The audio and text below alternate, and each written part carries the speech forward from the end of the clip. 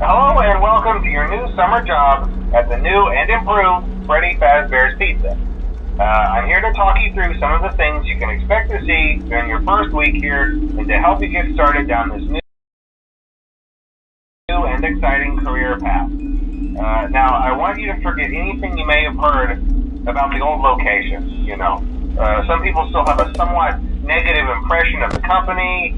That old restaurant was kind of left to rot for quite a while, but I want to reassure you, Fazbear Entertainment is committed to family fun and above all, they've spent a small fortune on these new animatronics.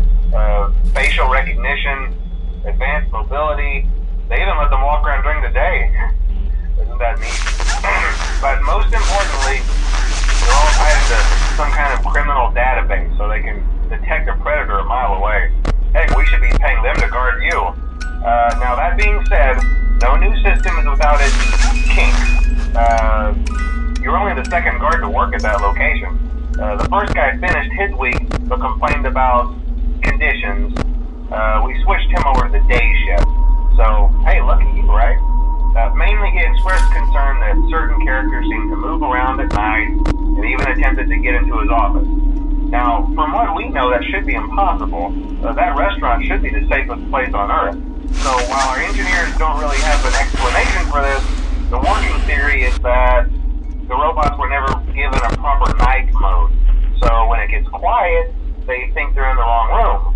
So then they go try to find where the people are, and in this case, that's your office. So our temporary solution is this. There's a music box over by the prize counter, and it's rigged to be wound up remotely.